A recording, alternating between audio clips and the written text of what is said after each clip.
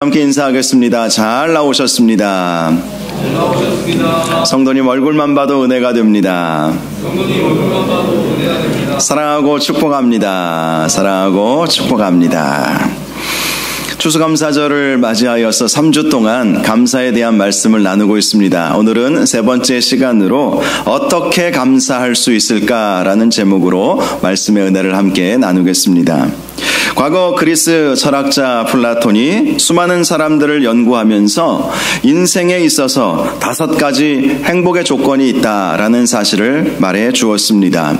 첫 번째는 조금 부족한 듯한 재산을 가진 사람이 모든 것을 다 갖춘 사람보다 행복하다라는 것입니다. 왜 그럴까요? 무엇인가 부족한 것 같은 사람이 그나마 자기에게 있는 것들을 소중히 여길 줄 알기 때문입니다.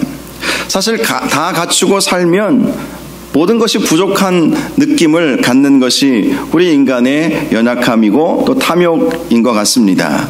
그러나 무엇인가 부족한 사람은 그 가지고 있는 것으로 인해 감사할 줄 안다라는 것이지요. 두 번째, 모든 사람이 칭찬하기에 약간 부족한 외모를 가진 사람이 행복하다는 것입니다. 한번 옆에 계신 분들 슬쩍 한번 쳐다보시고 참 행복하시겠습니다. 이렇게 인사하면 좀 신뢰가 되겠죠. 좀 무엇인가 좀 부족한 듯한 외모를 가진 사람이 오히려 더 행복하다라는 것입니다. 왜 그런가 하면 이런 나 같은 사람과도 함께 살아주고 함께 좋아해주고 곁에 있어주니 고맙고 감사하다 이런 생각을 하게 되는 것이지요. 세 번째, 절반 정도밖에 알아주지 않는 명예를 가진 사람이 행복하다는 것입니다. 사실 모든 사람들이 나를 알아준다라면 그것이 행복할 것 같아도 늘 긴장하며 살 수밖에 없지 않겠습니까? 제가 종종 서울에 일이 있어서 모임이 있고 회의가 있으면 서대전 역에 가서 KTX를 타고 이제 올라가는데요. 아침 시간에 보면 가끔 국회의원들, 이 대전 지역의 국회의원들을 보게 됩니다. 대전 지역의 국회의원들을 거의 다 본 것 같아요. 국회의장을 지내셨던 의원도 만나보고, 물론 제가 인사를 나눈 것은 아니지만 가만히 보니까 다른 기차를 기다리는 사람들도 슬쩍슬쩍 그분들을 보더라고요. 그분들도 사실 멋쩍어 하면서 그렇게 기차를 기다리는 것을 보았습니다. 안 본 것 같고 이렇게 다가가서 아유 안녕하세요 하고 인사하는 사람은 한 사람도 제가 못 봤는데요. 웬만하면 인사할 것 같은데 희한하게 인사들을 잘 안 하시더라고요. 그런데 가만히 보니까 이 유명한 국회의원들 이분들도 굉장히 처신을 어떻게 해야 될지 모르는 그런 모습을 제가 보게 되었습니다. 많은 사람들이 알아준다.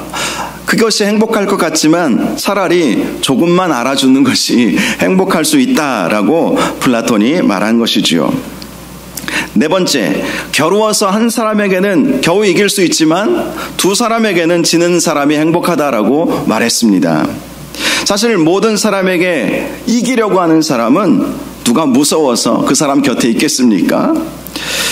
그런데 결국 겨우 한 사람은 이길 수 있어도 다 이기지 못하는 사람이 그래도 인간미가 있어서 사람이 따라주는 것 아니겠습니까? 그러니 행복한 삶을 살려면 다 이기려고 하지 않는 것이 지혜로운 사람일 것입니다.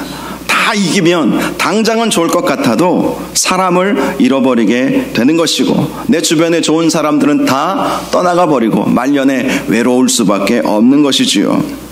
다섯 번째, 연설을 듣고 청중의 절반은 손뼉을 치지 않는 사람이 행복하다라고 말했습니다.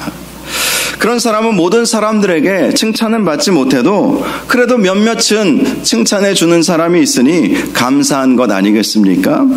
저도 이 내용을 보면서 나도 그래도 모든 사람들이 박수를 쳐주지 않아도 몇몇 분들이라도 박수 쳐준다라면 참 행복하겠구나 이런 생각을 해보게 되었습니다.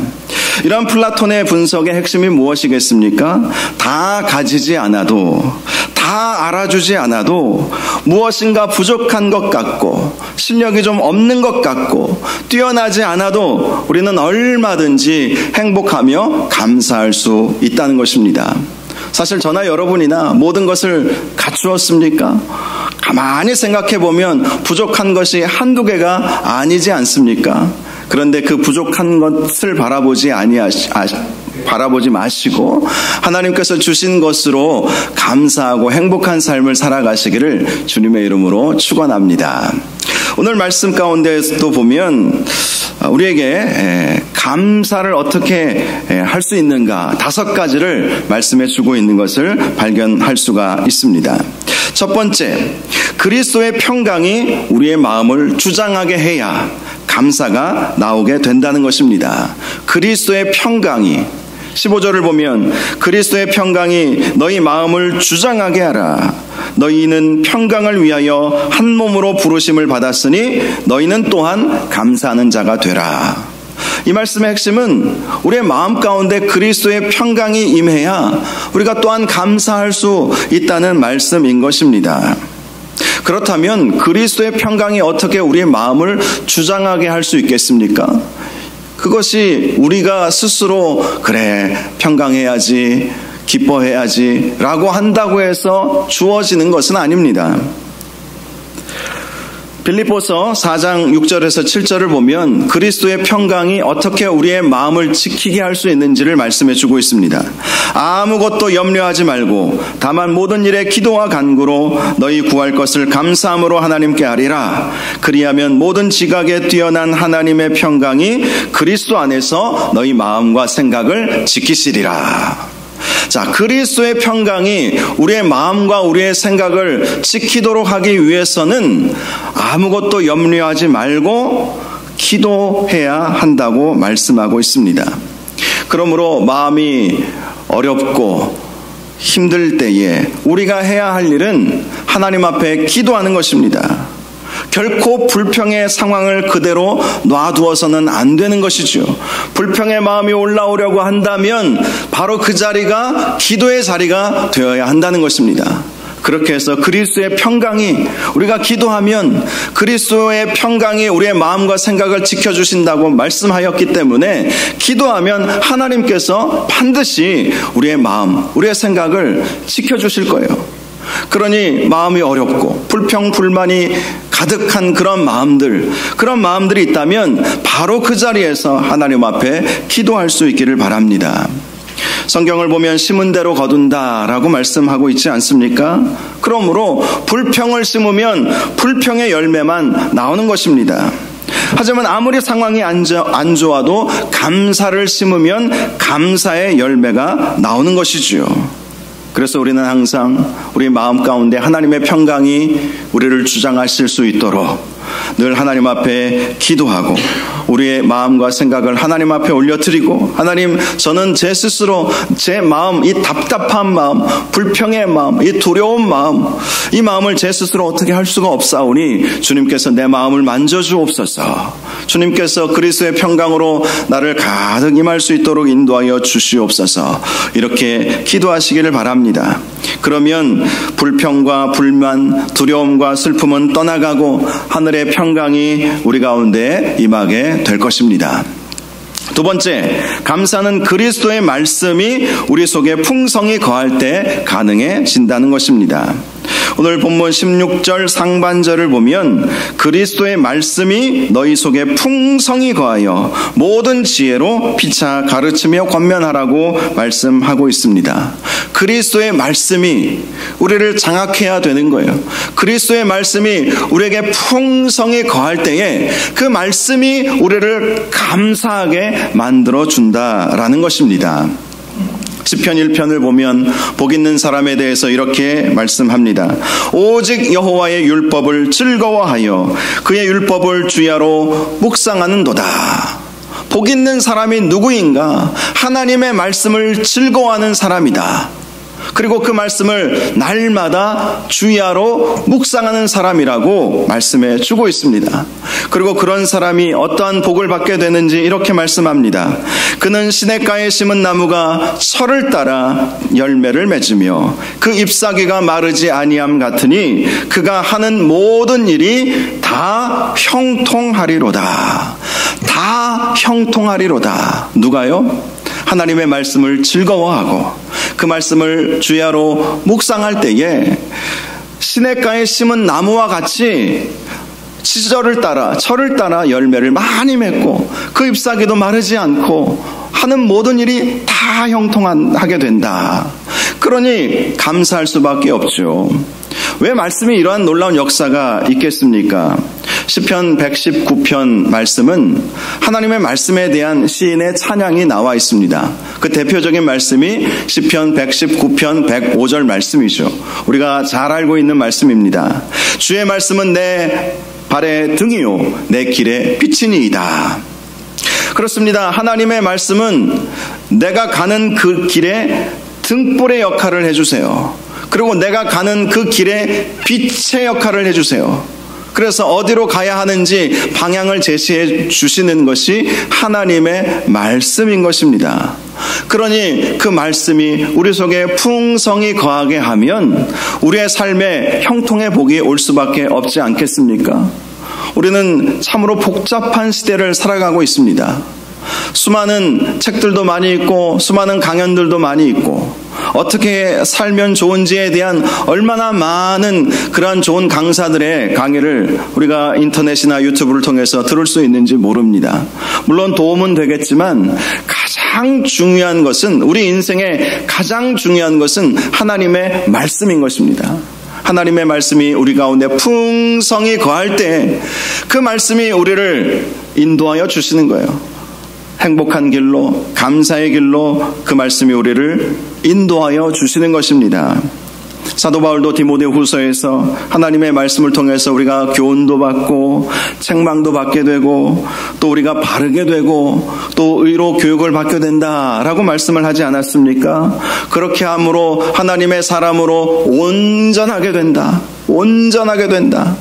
어떻게 해요? 하나님의 말씀으로 우리가 온전하게 되고 선한 일을 행할 능력을 갖게 된다라고 말씀을 하고 있습니다. 과거 평양의 유명한 깡패 출신인 김익두라는 사람이 있었습니다. 이분이 예수 믿게 된 계기가 있었죠. 당시 평양 시내에서 전도했던 어떤 선교사님에게 전도지 한 장을 받게 되었습니다. 청년 김익두는 그 전도지를 안 받으려고 하다가 나중에 코나 풀어야 되겠다 하고 받아들고 주머니에 넣고 집으로 왔습니다. 그리고 집에서 그 전도지를 꺼내서 내용이 어떤 것인가 한번 읽어보았는데 이런 내용이었습니다. 인생이란 무엇인가? 인생은 풀과 같고 그 영광은 꽃과 같으나 풀은 마르고 꽃은 떨어지되 주의 말씀은 세세토록 있느니라. 이 말씀이 거기에 쓰여져 있었던 거예요. 인생은 다 풀과 같고 꽃과 같아서 한때는 피지만 또 한때는 다 져버리는 것이 인생인데 하나님의 말씀은 세세토록 영원히 있다. 이 말씀이 이 김익두라고 하는 이 사람의 마음에 꽂히게 되었습니다. 사실 이 김익두라는 사람은요, 어린 시절 사서 삼경을 통달할 정도로 동네에서 신동이라는 소리를 듣게 되었다고 합니다. 그리고 그 좋은 머리로 사업을 해서 큰 부를 이루기도 했었다고 해요. 그리고 18세 지역 유지의 딸과 결혼하여서 행복한 결혼 생활을 하게 되었다고 합니다. 하지만 큰 사업을 하려는 친구의 부탁으로 보증을 섰다가 그만 그 사업이 망해버리고 보증선 자신도 빚더미에 앉게 되어버리는 일이 있게 되었습니다. 그때부터 그는 허랑방탕한 삶을 살기 시작했습니다. 인생을 한탄하면서 동네 깡패들과 어울리면서 평양의 유명한 깡패가 되어버린 것이지요. 그런데 인생은 다 허무하지만 하나님의 말씀은 세세토록 있다라는 그 말씀이 그의 심령 가운데 확 들어온 것이죠. 자신의 인생을 돌아보면 과거 화려했던, 돈도 많이 벌고 장래가 촉망했던 그런 나 자신이 지금 이렇게 빚더미에 앉아서 깡패 생활을 하고 있으니 얼마나 이 말씀이 그대로 자기에게 적용되는 말씀이었겠습니까? 그래서 그는 마음을 다시 고쳐먹고 평양신학교회 진학해서 신학 공부를 하고 목사가 되고, 그리고 우리 한국 초대교회의 유명한 부흥사로 그렇게 사명을 감당하게 되었던 것입니다. 그렇습니다. 하나님의 말씀이 우리 안에 풍성히 거하게 되면 이렇게 인생이 바뀌게 되는 것입니다. 그러니 말씀이 풍성한 삶을 살게 될 때에 그 말씀이 우리의 인생의 빛이 되어서 우리의 길을 환하게 비추어 주고 어디로 가야 할지 그 방향을 제시해 주니 거기에 불행이 있겠습니까?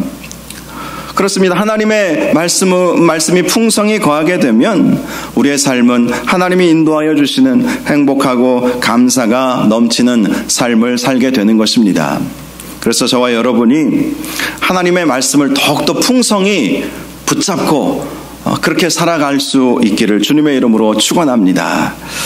내년 표를 제가 기도하면서 미리 정하게 되었는데요. 말씀으로 충만한 공동체. 제가 이렇게 생각을 해보았습니다. 조금 더 기도해 보아야 되겠지만 참 이 하나님의 말씀을 통해서 우리의 인생이 더 풍성해져야 되겠다. 말씀으로 충만해져야 되겠다. 이런 생각이 들어서 내년에 더욱더 말씀 붙잡고 살도록 그렇게 표현을 한번 생각해 보게 되었습니다. 세 번째, 감사는 감사의 마음으로 하나님을 찬양할 때 오게 된다는 것입니다. 16절 하반절을 보시면 시와 찬송과 신령한 노래를 부르며 감사하는 마음으로 하나님을 찬양하라고 말씀을 하고 있습니다. 성경을 보면 하나님은 찬송 중에 거하신다라고 말씀하고 있습니다. 그러므로 우리가 하나님을 찬송할 때에 하나님의 임재를 경험할 수 있게 되죠. 하나님의 임재라고 하는 것은 하나님이 살아계시구나, 내 안에 역사하시는구나, 하나님은 나를 돌보고 계시는구나, 하나님은 나를 사랑하시는구나 라고 하는 것이 깨달아지는 것이 임재입니다. 하나님의 임재, 하나님이 내 마음을 주장하시고 내 마음을 가득 채워주시는 것, 하나님으로 우리가 가득 채워지는 것, 이것을 우리가 하나님의 임재라고 하는데요. 찬송할 때 그러한 하나님의 임재를 경험하게 된다는 것이지요. 하나님의 임재를 경험하게 되면 악령은 떠나갑니다. 마귀는 내 안에서 역사할 수가 없어요. 그 대표적인 예가 다윗이 악령에 사로잡힌 사울을 위해서 수금을 타면서 찬양을 불렀을 때에 사울을 힘들게 했던 그 악령이 떠나가 버리는 그 일들에 대해서 우리는 기억하고 있습니다. 그렇습니다. 우리가 하나님을 찬양할 때에 하나님은 그 찬양 가운데 임재하시고 그 찬양 가운데 하나님이 임재하심으로 우리의 마음을 힘들게 하는 모든 것들은 떠나가는 것이죠. 사실 불평, 불만은 하나님이 주시는 마음은 아니에요. 하나님은 우리에게 항상 기뻐하라, 범사에 감사하라 분명히 말씀하여 주셨는데 그렇게 말씀하시는 하나님께서 우리에게 불평, 불만의 마음을 주실 리가 있겠습니까? 그 불평, 불만의 마음은 하나님이 주시는 마음이 결코 아니에요. 여러분 꼭 기억하시기 바랍니다. 불평, 불만의 마음이 혹시라도 내 마음 가운데 있다면 이건 지금 하나님이 주신 마음이 아니라 이건 마귀가 주는 마음이구나. 꼭 이렇게 생각하시기 바랍니다. 만약에 불평, 불만을 하나님이 주시는 마음이라고 한다면 이스라엘 백성이 40년 광야 생활에 그토록 불평, 불만했을 때 하나님은 그것을 다 용납해 주셔야 하지 않겠습니까? 그런데 하나님은 그것을 용납하지 않으셨어요. 그 불평, 불만 때문에 그들은 40년을 광야를 헤매야만 했습니다. 그것도 출애굽 1세대들은 20세 이상의 성인 남녀들은 가나안 땅에 들어가지도 못했습니다. 그 근본 원인이 어디 있었겠습니까? 불평, 불만에 있었던 것이죠. 하나님이 주시는 마음이 아니었기에 그 불평, 불만에 대해서 하나님은 징계하신 것 아니겠습니까? 그 불평, 불만의 마음은 하나님이 주시는 마음은 아닌 것입니다. 하나님은 우리에게 범사에 감사하라 라고 말씀을 해주셨습니다. 하나님의 명령입니다. 범사라고 하는 것은 모든 것, 영어 성경에 보면 everything이라고 되어 있어요. 모든 것에 감사하라. 기뻐할 수 있는 것, 감사할 수 있는 것에 감사하지 못할 사람은 아무도 없어요. 여기서 말하는 everything이라고 하는 모든 것은 불평의 상황, 답답한 상황, 슬프고 힘든 그런 상황 속에서도 감사하라는 것입니다. 이 감사라는 이 명령은요, 하나님께서 함께 하시겠다라고 하는 약속이기도 합니다. 사실 우리가 불평의 상황, 정말 힘들고 어려운 상황 속에서 감사한다는 것이 쉽습니까? 하나님 제 마음 몰라도 너무 모르시지. 어떻게 이런 상황 속에서 또 감사라고 말씀하십니까? 라고 우리가 그렇게 반응할 수 있겠지만 범사에 감사하라 라고 하시는 이 말씀의 숨은 의미는 내가 언제나 어느 때나 네가 힘들고 어려워도 내가 함께 할 것이다. 이 약속의 말씀이 그 가운데 있는 거예요. 하나님은 쉬지 말고 기도하라 이렇게 말씀하지 않으셨습니까? 힘들고 어려워도 기도하라고 하나님이 왜 말씀하셨겠어요? 힘들고 어려울 때일수록 네가 기도하면 내가 도와줄게 라고 하는 그 약속의 말씀이 그 가운데 있는 것입니다. 범사에 감사하라 라는 것도 마찬가지이죠. 지금 너무 힘들어 죽겠고 불평 불만이 가득 올라오는데 하나님은 감사하라고 말씀하시니 제가 어떻게 감사할 수 있겠습니까? 라고 생각할 수도 있겠지만 하나님은 네가 그럴 때에 감사하면 내가 함께 할 거야. 너의 그 힘들고 어려운 상황들을 내가 역전시켜 줄 거야. 그런 하나님의 약속이 담겨져 있는 것이 범사에 감사하라는 하나님의 명령인 것입니다. 그러므로 우리가 힘들고 어려울 때마다 감사의 찬양을 하나님 앞에 올려드려야 하는 것입니다. 여러분, 감사와 찬양이 만나면 놀라운 폭발적인 역사가 일어나는 거예요.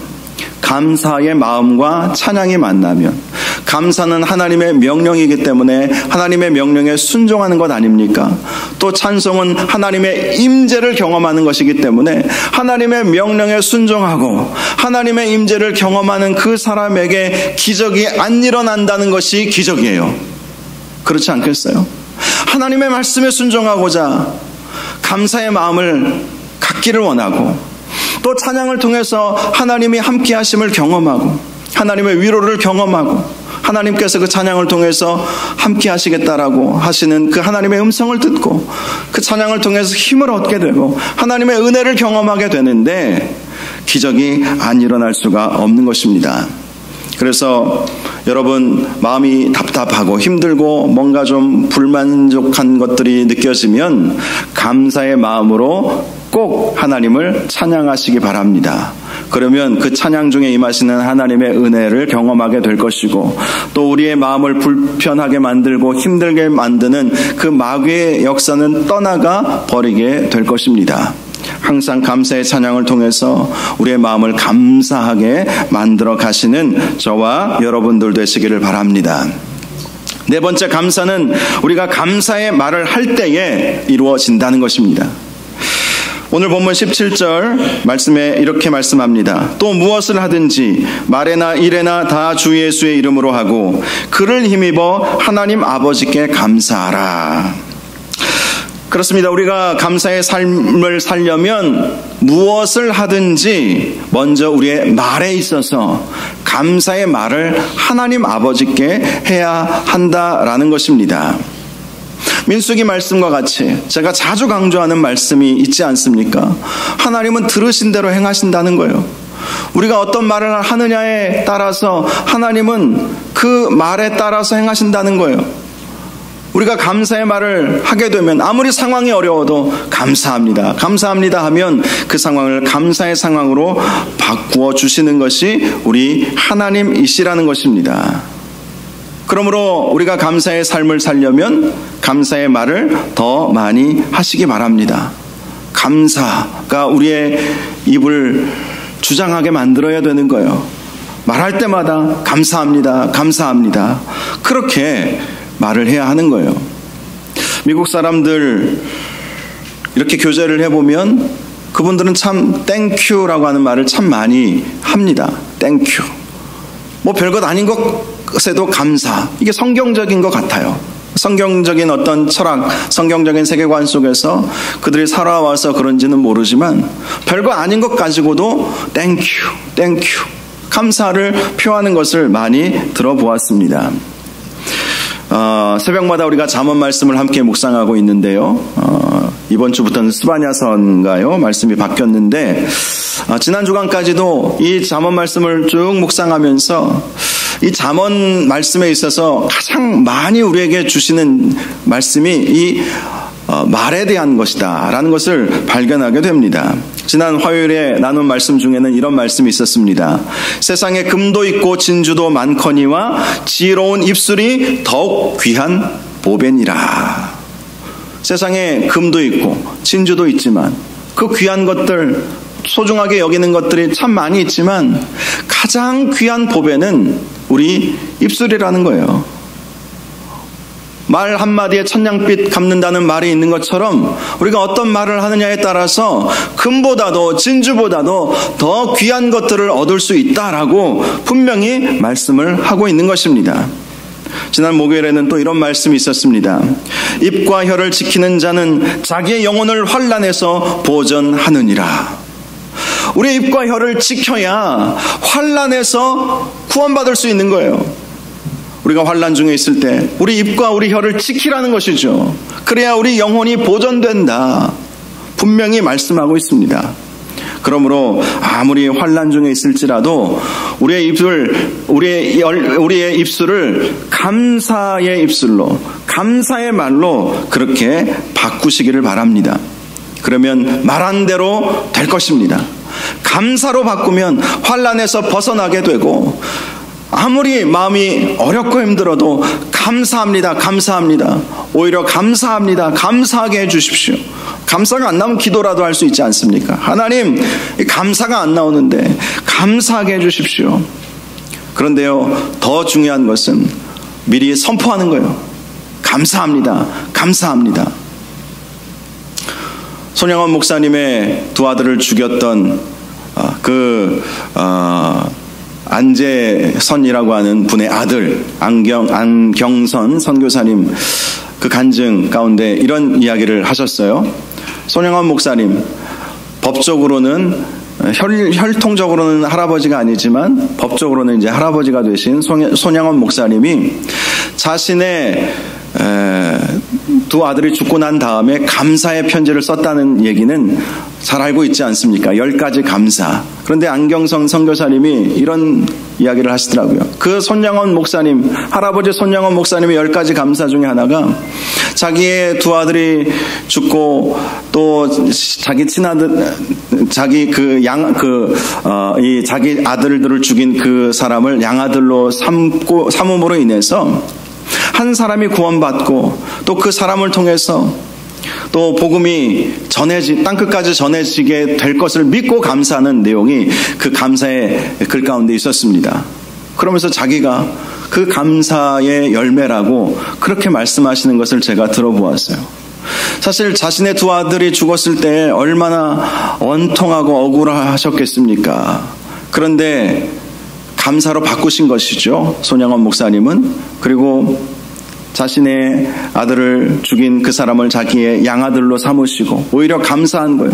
이 사람을 통해서, 이 양아들을 통해서 내 아들들을 죽인 이 친구지만 이 사람을 통해서 복음이 땅끝까지 전하게 될 줄로 믿고 감사한 거예요.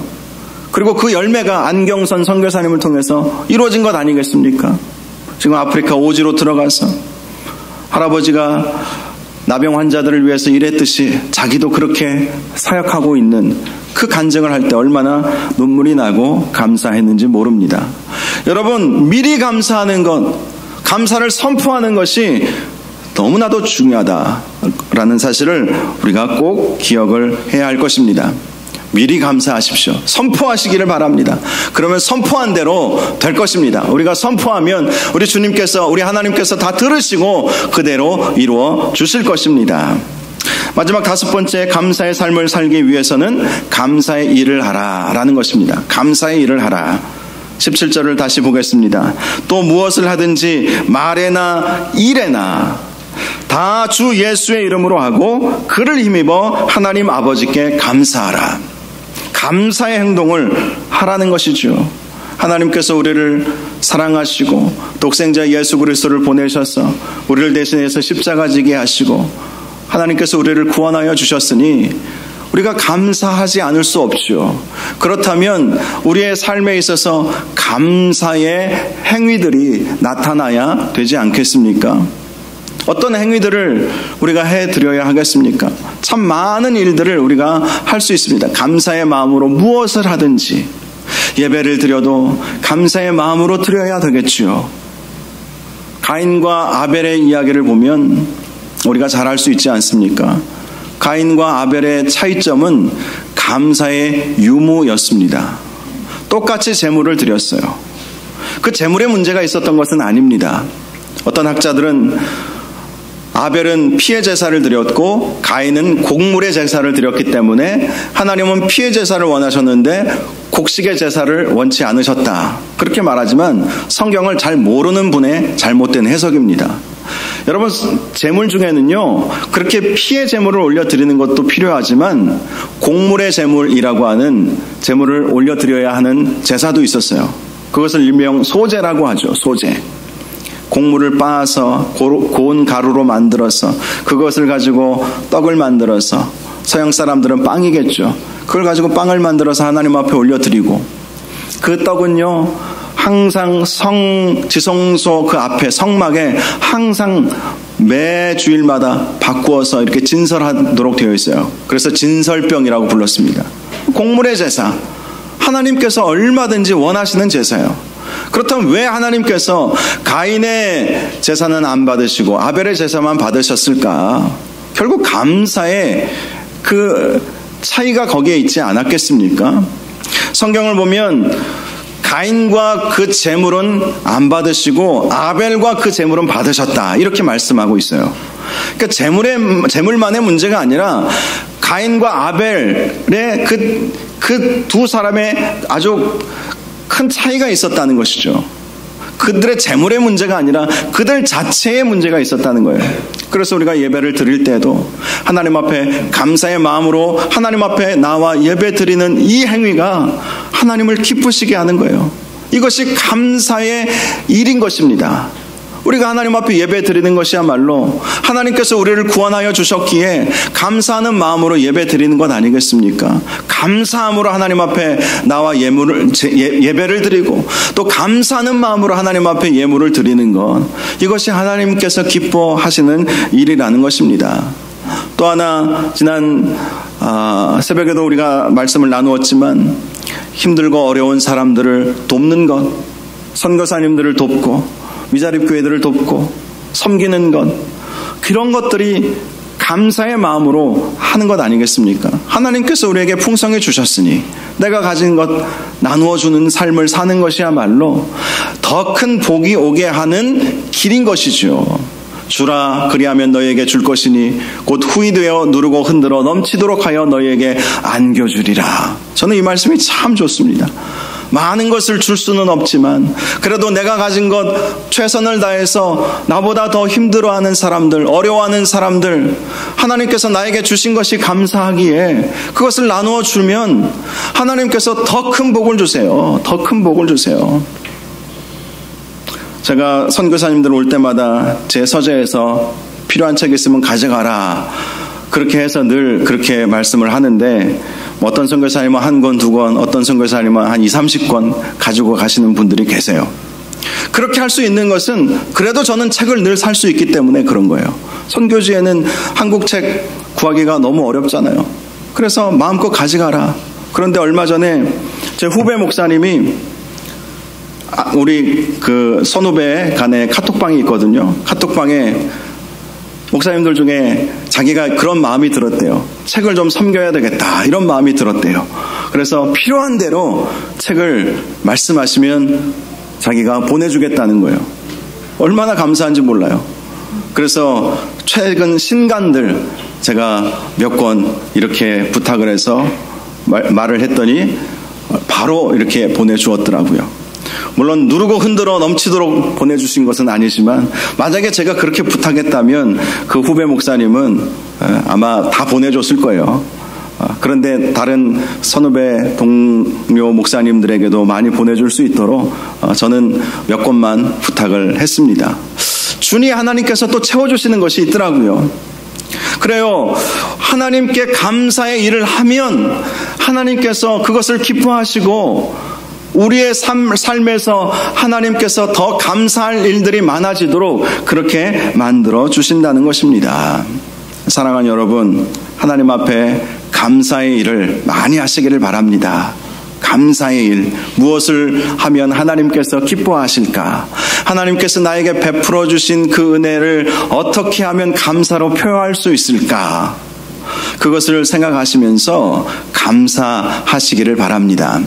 말씀을 정리하겠습니다. 감사는 하나님의 명령입니다.